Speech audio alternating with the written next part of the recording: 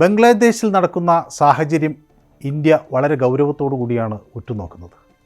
ബംഗ്ലാദേശ് ഇന്ത്യയുടെ ഒരു അതിർത്തി രാജ്യമാണ് എന്നതിനപ്പുറം ബംഗ്ലാദേശിൽ നടക്കുന്ന മാറ്റങ്ങൾ ഇന്ത്യയിൽ വലിയ പ്രതിഫലനങ്ങൾ ഉണ്ടാക്കും എന്ന് വ്യക്തമാണ്. ഈ ബംഗ്ലാദേശിൽ നിന്ന് ഇന്ത്യയിലെത്തിയ ഷെയ്ഖ് ഹസീന ഇനി എങ്ങോട്ട് പോകും എന്ന ചോദ്യം എല്ലാ കോണുകളിൽ നിന്നും ഉയരുന്നുണ്ട്. ഷെയ്ഖ് ഹസീന ലണ്ടനിലേക്ക് പോയേക്കും എന്നായിരുന്നു ആദ്യ വാർത്തകൾ. എന്നാൽ ഷെയ്ഖ് ഹസീന ലണ്ടനിലേക്ക് പോകാൻ സാധ്യതയില്ല എന്നാണ് ഏറ്റവും ഒടുവിൽ പുറത്തു വരുന്ന വിവരം. ലണ്ടനിലോ അല്ലെങ്കിൽ ഫിൻലാൻഡിലോ പോകാൻ വേണ്ടി UK-യോടോ ഫിൻലാൻഡിനോടോ ഒരു അപേക്ഷ ഷെയ്ഖ് ഹസീന നടത്തിയിട്ടില്ല എന്ന വിവരങ്ങൾ പുറത്തു വരുന്നു. മധ്യേഷ്യയിലേക്ക് ഷെയ്ഖ് ഹസീന കടന്നേക്കും എന്ന വിവരങ്ങൾ ആദ്യഘട്ടത്തിൽ ഉണ്ടായിരുന്നെങ്കിലും അതിനുള്ള സാധ്യതയും ഇപ്പോൾ ഇല്ല എന്ന് തന്നെയാണ് വിവരങ്ങളായി പുറത്തു വരുന്നത്. ഷെയ്ഖ് ഹസീനയുടെ മകൻ സാജേബ് വാഹിദ് ഒരു കാര്യം വ്യക്തമാക്കുന്നു: ബംഗ്ലാദേശിലേക്ക് ഷെയ്ഖ് ഹസീന തിരിച്ചു പോകും. ഒരു തെരഞ്ഞെടുപ്പിന് മുൻപ് ബംഗ്ലാദേശിലേക്ക് ഹസീന മടങ്ങും എന്നാണ് മകൻ വ്യക്തമാക്കുന്നത്. ആദ്യഘട്ടത്തിൽ തങ്ങൾക്കിനി ബംഗ്ലാദേശിൽ ഒന്നും ചെയ്യാനില്ല, ബംഗ്ലാദേശിൻ്റെ ജനാധിപത്യത്തിലേക്ക് ഇനിയില്ല എന്നൊക്കെ ആയിരുന്നു ഈ സാജേബ് ആദ്യം വ്യക്തമാക്കിയിരുന്നത്. പക്ഷേ 2 ദിവസം കഴിയുമ്പോൾ തന്നെ തൻ്റെ നിലപാട് അദ്ദേഹം മാറ്റുകയാണ്. ഹസീന വീണ്ടും ബംഗ്ലാദേശിലേക്ക് പോകും. അവിടെ എത്തിയാൽ ഒരുപക്ഷേ ഷെയ്ഖ് ഹസീന അറസ്റ്റ് ചെയ്യപ്പെട്ടേക്കും എന്ന കാര്യം ഉറപ്പാണ്. എന്നാലും അതല്ലാതെ അതിനപ്പുറത്തേക്കൊന്നും അവർക്ക് ചെയ്യാൻ കഴിയില്ല എന്ന് വിശ്വസിക്കുന്നവരും ഉണ്ട്. അതുകൊണ്ട് തന്നെ തെരഞ്ഞെടുപ്പിന് മുൻപ് അങ്ങോട്ടേക്ക് ഷെയ്ഖ് ഹസീന പോയേക്കും എന്നാണ് ഇപ്പോൾ ഏറ്റവും ഒടുവിൽ ലഭിക്കുന്ന സൂചനകൾ. ആദ്യഘട്ടത്തിൽ താൻ ബംഗ്ലാദേശ് വിടുന്ന ഘട്ടത്തിൽ ഷെയ്ഖ് ഹസീന മറ്റൊരു രാജ്യത്ത് അഭയാർത്ഥിയായി അഭയം പ്രാപിച്ചേക്കും എന്നൊക്കെയാണ് വിവരങ്ങൾ പുറത്തു വന്നത്.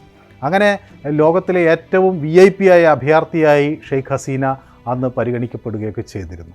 എന്നാൽ തൻ്റെ അച്ഛൻ്റെ പ്രതിമ ആക്രമിക്കപ്പെടുകയും തൻ്റെ പാർട്ടി പ്രവർത്തകരുടെ വീടുകൾ ആക്രമിക്കപ്പെടുകയും അതുപോലെ അവരെ കൊല ചെയ്യുകയും ഒക്കെ ചെയ്യുന്നൊരു സാഹചര്യത്തിൽ ഇനി പുറകോട്ട് പോകേണ്ട, അതിനെ ധീരമായി നേരിടുക എന്ന നിലപാട് ഹസീന സ്വീകരിച്ചേക്കും എന്നുകൂടിയാണ് ഇപ്പോൾ വ്യക്തമാകുന്നത്. അതുകൊണ്ട് വൈകാതെ ഹസീന ബംഗ്ലാദേശിലേക്ക് മടങ്ങും. എന്നാൽ ബംഗ്ലാദേശ് ഇന്ത്യ ഹസീനയ്ക്ക് ഈ അഭയം നൽകിയതിൽ എങ്ങനെ അത് കണക്കാക്കുന്നു എന്ന കാര്യം വളരെ ഗൗരവത്തോടു കൂടി കാണേണ്ടിയിരിക്കുന്നു. അവിടുത്തെ BNP ഈ വിഷയം അവർ പരിഗണിച്ചിരുന്നു. മാത്രവുമല്ല, ഇന്ത്യയുമായ ഒരു സൗഹൃദം തങ്ങൾ ആഗ്രഹിക്കുന്നു എന്ന തരത്തിൽ പറയുമ്പോഴൊക്കെയും അത് അവരുടെ രാജ്യത്തിൻ്റെ നന്മ കൂടി കണക്കിലെടുത്തുകൊണ്ടായിരിക്കും എന്നൊക്കെ അടിവരയിട്ട് പറയുകയും ചെയ്യുന്നു. അപ്പോൾ പൊതുവേ ഹസീനയ്ക്ക് ഇങ്ങനെ ഒരു അഭയം നൽകി എന്ന കാര്യത്തിൽ വലിയ തൃപ്തി അവിടുത്തെ BNPക്ക് ഇല്ല എന്ന്, പ്രതിപക്ഷ പാർട്ടിക്കില്ല എന്നുള്ള ഒരു നിലപാട് ഇപ്പോൾ പുറത്തു വരികയാണ്. അതോടൊപ്പം തന്നെ ഇപ്പോഴൊരു ഇടക്കാല സർക്കാർ അവിടെ അധികാരത്തിൽ ഏറിയിട്ടുണ്ട്. നൊബേൽ സമ്മാന ജേതാവായ മുഹമ്മദ് യൂനസിൻ്റെ നേതൃത്വത്തിലുള്ള ഒരു സർക്കാരാണ് അവിടെ ഇപ്പോൾ ഇടക്കാല ഭരണം നടത്തുന്നത്. 16 അംഗ കൗൺസിൽ അദ്ദേഹത്തെ ഉപദേശിക്കാനായി രൂപീകരിക്കുകയും ഒക്കെ ചെയ്തിട്ടുണ്ട്. അപ്പോൾ അവരും സസൂക്ഷ്മം ഈ കാര്യങ്ങൾ വീക്ഷിക്കുകയാണ്. ഇന്ത്യയിൽ നിന്ന് ഹസീന എങ്ങോട്ട് നീങ്ങുന്നു, എന്ത് നിലപാട് സ്വീകരിക്കുന്നു എന്നുള്ള കാര്യങ്ങൾ അവരും വളരെയധികം ശ്രദ്ധയോടുകൂടി തന്നെയാണ് നോക്കിക്കാണുന്നത്. ഇന്ത്യയെ സംബന്ധിച്ചിടത്തോളം നമുക്ക് ഒരു ഔദ്യോഗികമായ ഒരു അഭയാർത്ഥി നയം വളരെ വ്യക്തമായി ഇല്ല എന്നുള്ള ഒരു പ്രശ്നവുമുണ്ട്. ആർക്ക് ഇങ്ങനെ അഭയം കൊടുക്കാം, എത്ര കാലം അഭയം കൊടുക്കാം എന്നതിനെ സംബന്ധിച്ചുള്ള കാര്യങ്ങളിൽ കുറെ കൂടി വ്യക്തത വരേണ്ട ഒരു സാഹചര്യവും ഉണ്ട്. മാത്രമല്ല, ഇന്ത്യ ഇപ്പോൾ ഹസീനയ്ക്ക് ഇവിടെ സ്വാഗതം അരുളുമ്പോൾ തന്നെ അവിടെ മുഹമ്മദ് യൂനസിൻ്റെ സത്യപ്രതിജ്ഞ ചടങ്ങിൽ ഇന്ത്യൻ ഹൈക്കമ്മീഷണർ പങ്കെടുക്കുന്നു എന്ന ഒരു കാര്യം കൂടിയുണ്ട്. അതോടൊപ്പം തന്നെ മുഹമ്മദ് യൂനസിന് ആശംസകൾ പ്രധാനമന്ത്രി അറിയിക്കുകയും ചെയ്യുന്നു പുതിയ ദൗത്യം ഏറ്റെടുക്കുന്നതിൽ. ഏതായാലും അവിടെയുള്ള ന്യൂനപക്ഷങ്ങളെ ആക്രമിക്കരുത് എന്ന ഒരു നിലപാട് ഇന്ത്യ മുന്നോട്ട് വയ്ക്കുന്നു. അത് ഏതായാലും അവിടുത്തെ സർക്കാരും അംഗീകരിച്ചിരിക്കുന്നു എന്ന് വേണം മനസ്സിലാക്കാൻ. മുഹമ്മദ് യൂനസ് തന്നെ നേരിട്ട് ഈ ന്യൂനപക്ഷങ്ങൾക്കെതിരെയുള്ള ആക്രമണം, അതായത് ബംഗ്ലാദേശിലെ ന്യൂനപക്ഷങ്ങൾക്കെതിരെ ഹിന്ദുക്കളും മറ്റ് ക്രിസ്ത്യൻ വിഭാഗത്തിൽപ്പെട്ടവരും ബുദ്ധിസ്റ്റ് വിഭാഗത്തിൽപ്പെട്ടവരുമൊക്കെ ആയിട്ടുള്ള മതന്യൂനപക്ഷങ്ങൾക്ക് നേരെയുള്ള ആക്രമണങ്ങൾ ഒഴിവാക്കണം എന്ന ആവശ്യം മുഹമ്മദ് യൂനസ് തന്നെ അവിടെ മുന്നോട്ട് വയ്ക്കുകയാണ്. ഏതായാലും ബംഗ്ലാദേശിലെ ഈ ഒരു സാഹചര്യം കണ്ട് ഏറ്റവും അധികം സന്തോഷിക്കുന്നത് പാകിസ്ഥാനാണ്. അപ്പോൾ ഒരിക്കൽ നഷ്ടമായ പാക് ബംഗ്ലാ ബന്ധം വീണ്ടും പുനരാരംഭിക്കാൻ കഴിയും എന്ന പ്രതീക്ഷയൊക്കെ പാകിസ്ഥാന് ഉണ്ട്. മാത്രമല്ല ബംഗ്ലാദേശിലെ നിലവിലെ ഈ ഒരു സാഹചര്യത്തിന് പിന്നിൽ ISIയും പാക് കേന്ദ്രമായി പ്രവർത്തിക്കുന്ന ലഷ്കർ ഇ തൈബയും പ്രവർത്തിച്ചിട്ടുണ്ട് എന്ന വിവരങ്ങൾ കൂടി പുറത്തു വരികയാണ്. അപ്പം അങ്ങനെയുള്ള അവരുടെ കൂട്ടായ ഒരു നീക്കത്തിൻ്റെ ഫലമായാണ് ഇന്ത്യയെ അനുകൂലിച്ചിരുന്ന ഹസീന സർക്കാരിനെ മറിച്ചിടുകയും മറ്റൊരു സർക്കാരിനെ അവിടെ അവരോധിക്കാനുള്ളൊരു നീക്കം നടക്കുന്നു എന്നാണ് മനസ്സിലാക്കുന്നത്. അതിന് ഈ രണ്ട് വിഭാഗങ്ങളുടെയും പിന്തുണ ISIയുടെയും അതുപോലെ ലഷ്കർ ഇ തൈബയുടെയും പിന്തുണ ഉണ്ടായിരുന്നു എന്നാണ് ഏറ്റവും അധികം പുറത്തു വരുന്നത്. ഏതായാലും ഈ കെയർടേക്കർ ഗവൺമെൻറ്റാണ് ഇപ്പോൾ അവിടെ ഉള്ളത്. മുഹമ്മദ് യൂനസിൻ്റെ നേതൃത്വത്തിൽ ആ ഒരു കാവൽ മന്ത്രിസഭയ്ക്ക് എത്ര കാലം ഈ വിഷയങ്ങൾ ഗൗരവമായി കാണാൻ കഴിയും എന്ന് വ്യക്തമല്ല. ഏതായാലും പുതിയ ഒരു സർക്കാർ അധികാരത്തിൽ വരുമ്പോൾ അതിൻ്റെ നിലപാട് എന്തായിരിക്കും എന്നതും വളരെയധികം ശ്രദ്ധിക്കേണ്ട ഒരു കാര്യമാണ്. ചൈന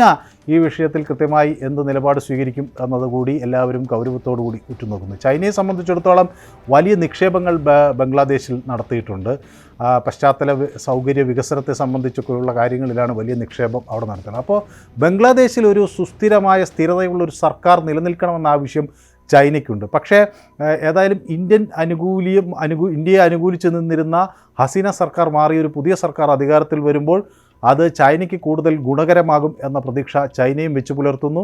അതേസമയം പാകിസ്ഥാൻ ഈ ബംഗ്ലാദേശുമായുള്ള ബന്ധം കൂടുതൽ മെച്ചപ്പെടുത്താനും അവരുടെ താല്പര്യങ്ങൾക്ക് അനുസൃതമായി നീങ്ങുന്ന ഒരു സർക്കാർ അവിടെ അധികാരത്തിൽ വരും എന്ന പ്രതീക്ഷയും ഒക്കെ അവർ മുന്നോട്ട് വയ്ക്കുകയും ചെയ്യുന്നു.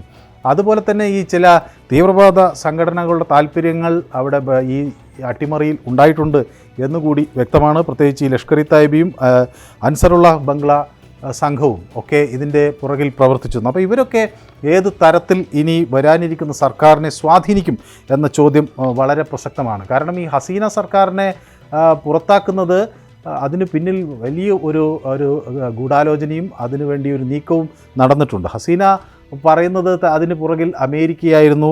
ഈ സെയിൻറ്റ് മാർട്ടിൻസ് ദ്വീപുകൾ വിട്ടു നൽകാത്തതിൻ്റെ ഒരു ദേഷ്യം കൊണ്ടാണ് അവർ ഇത് തന്നെ പുറത്താക്കാനുള്ളൊരു നീക്കം നടത്തിയത് എന്ന് പറയുമ്പോഴും ഷെയ്ഖ് ഹസീനയ്ക്കെതിരെ വളരെ വ്യാപകമായി അവിടെ ഓൺലൈൻ പ്രചരണങ്ങൾ നടന്നിരുന്നു എന്ന് വ്യക്തമാണ്.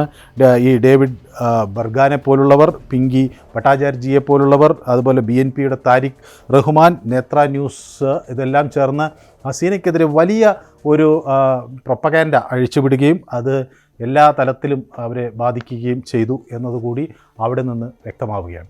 അപ്പം ഇത് ഒരു സ്വാഭാവികമായ ഒരു സംഭവമല്ല. പക്ഷേ മറിച്ച് ഹസീനയെ പുറത്താക്കാനുള്ള, ഇന്ത്യ അനുകൂലമായി നിൽക്കുന്ന ഒരു സർക്കാരിനെ പുറത്താക്കാനുള്ള തന്ത്രപരമായ ഒരു നീക്കം അവിടെ നടന്നു എന്നതാണ് നമ്മൾ മനസ്സിലാക്കേണ്ടത്. ഏതായാലും ശശി തരൂരിനെ പോലുള്ള നേതാക്കൾ പ്രത്യേകിച്ച് ഈ അന്താരാഷ്ട്ര വിഷയങ്ങൾ വളരെ കാര്യമായി പഠിക്കുകയും വിശകലനം ചെയ്യുന്ന ശശി തരൂരിനെ പോലുള്ളവർ നമ്മളിതിൽ ആശങ്കപ്പെടേണ്ട ഒരു സാഹചര്യം ഇല്ല എന്ന് പറയുന്നു. ഷെയ്ഖ് ഹസീന ഈ ഘട്ടത്തിൽ സഹായിച്ചില്ലായിരുന്നെങ്കിൽ അത് ഇന്ത്യയെ സംബന്ധിച്ചിടത്തോളം ഒരു വലിയ കളങ്കമായേനെ എന്ന് ശശി തരൂർ വ്യക്തമാക്കുന്നു. കാരണം ഹസീന വലിയ ഒരു സൗഹൃദം ഇന്ത്യയുമായി പങ്കിട്ടിരുന്നു. ഹസീന സർക്കാർ ഇന്ത്യയുമായി യോജിച്ച് പല ഘട്ടങ്ങളിലും പ്രവർത്തിച്ചിരുന്നു. അപ്പം അങ്ങനെയുള്ള ഒരാളെ ഇതുപോലൊരു ദുർഘടഘട്ടത്തിൽ ഒഴിവാക്കിയിരുന്നെങ്കിൽ അതൊരു വലിയ കളങ്കമായേനെ എന്ന് ശശി തരൂരിനെ പോലുള്ളവരുടെ അഭിപ്രായം നമ്മൾ വലിയ പരിഗണന നൽകുകയും വേണം. ഏതായാലും ബംഗ്ലാദേശിൽ ഇപ്പോഴും രാജി തുടർന്നുകൊണ്ടിരിക്കുകയാണ്. ബംഗ്ലാ ബാങ്കിൻ്റെ ഗവർണർ രാജിവെച്ചിരിക്കുന്നു, അബ്ദുൾ റൌഫ്. അതോടൊപ്പം തന്നെ 2 ഡെപ്യൂട്ടിമാരും അവിടെ ഈ അബ്ദുൾ റൌഫ് താലൂക്ക്ദാറിൻ്റെ രാജിക്ക് പുറകെ അദ്ദേഹത്തിന് 2 ഡെപ്യൂട്ടി ഗവർണർമാരും രാജിവെച്ചിരിക്കുന്നു. ബംഗ്ലാദേശ് ഫിനാൻഷ്യൽ ഇൻ്റലിജൻസ് യൂണിറ്റിൻ്റെ തലവനും രാജിവെച്ചു. അങ്ങനെ ഈ ഷെയ്ഖ് ഹസീനയുമായി അടുപ്പം സൂക്ഷിച്ചിരുന്ന മേധാവികൾ ഓരോന്നായി പടിയിറങ്ങുകയാണ്. പുതിയ സർക്കാർ ബംഗ്ലാദേശിൽ അധികാരത്തിൽ വരികയാണ്. അപ്പോൾ ഇനി എങ്ങനെ സാഹചര്യങ്ങൾ ഉരുത്തിരിയും? ഈ ഷെയ്ഖ് ഹസീന തിരിച്ച് അങ്ങോട്ട് ചെന്നാൽ ജനങ്ങൾ അവരെ ഏതു തരത്തിൽ സ്വീകരിക്കും? ഇപ്പോഴത്തെ ഈ കലാപവും അതുപോലെ ഈ സംഘർഷവുമൊക്കെ അവസാനിച്ച് കഴിയുമ്പോൾ അവിടുത്തെ സാധാരണക്കാരായ പ്രത്യേകിച്ച് ന്യൂനപക്ഷ വിഭാഗത്തിലൊക്കെ പെട്ട ആളുകളും അതുപോലെ പൊതുസമൂഹവും ഷെയ്ഖ് ഹസീനയെ ഇരുകൈയും നീട്ടി സ്വീകരിച്ചേക്കുമോ? അവർക്ക് ആ ഒരു സ്വാധീനം, പഴയ തരത്തിലുണ്ടായിരുന്ന ആ സ്വാധീനം അവർക്ക് വീണ്ടെടുക്കാൻ കഴിയുമോ? തെരഞ്ഞെടുപ്പിൽ ഒരു അനുതാപ തരംഗമുണ്ടാക്കി അത് തനിക്ക് അനുകൂലമാക്കാൻ കഴിയുമോ? അങ്ങനെ ഒട്ടനവധി ചോദ്യങ്ങൾ ഈ ഘട്ടത്തിൽ ഉയരുകയാണ്. ഏതായാലും ബംഗ്ലാദേശ് ഇന്ത്യയുടെ ഒരു അതിർത്തി രാജ്യം എന്ന നിലയിൽ, അല്ലെങ്കിൽ ഒരു സൗഹൃദ രാജ്യം എന്ന നിലയിൽ ഒക്കെ നാളിതുവരെ തുടർന്നു പോയ ഒരു സാഹചര്യമാണ് ഉണ്ടായത്. ഇനി അത് അതീവ ഗൗരവത്തോടു കൂടി ബംഗ്ലാദേശിലെ സാഹചര്യങ്ങൾ ഇന്ത്യ വിലയിരുത്തേണ്ട ഒരു അവസ്ഥയാണ് വരുന്നത്.